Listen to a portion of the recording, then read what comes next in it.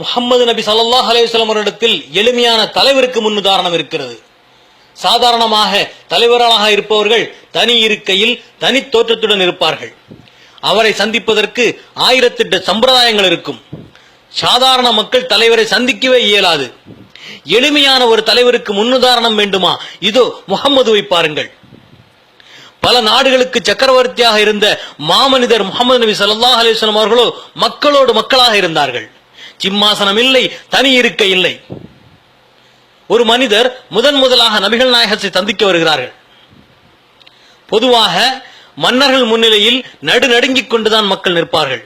எதிர்பார்ப்பு, அடக்கம், பணிவு, அச்சம் என பல காரணங்களால் பயந்தவாறே மக்கள் வருவார்கள். அவ்வாறு கூனி குறுகி வருவதைத்தான் மன்னர்களும் விரும்புவார்கள். நபிகள் நாயகத்தையும் அதுபோல் கருதி கொண்டு உடல் நடுங்கிட அவர் வந்தார். அதை கவனித்த இறை தூதர் ஸல்லல்லாஹு அலைஹி வஸல்லம் அவர்கள் வந்தவரை அழைத்து, சாதாரணமாக இருப்பீராக, உலர்ந்த இறைச்சியை உப்பு கண்டத்தை சாப்பிட்டு வந்த குறைஷி குலத்து பெண்ணுடைய மகன்தான் நான் என்று அவரிடம் கூறி அவரை சகஜ நிலைக்கு கொண்டு வந்தார்கள்.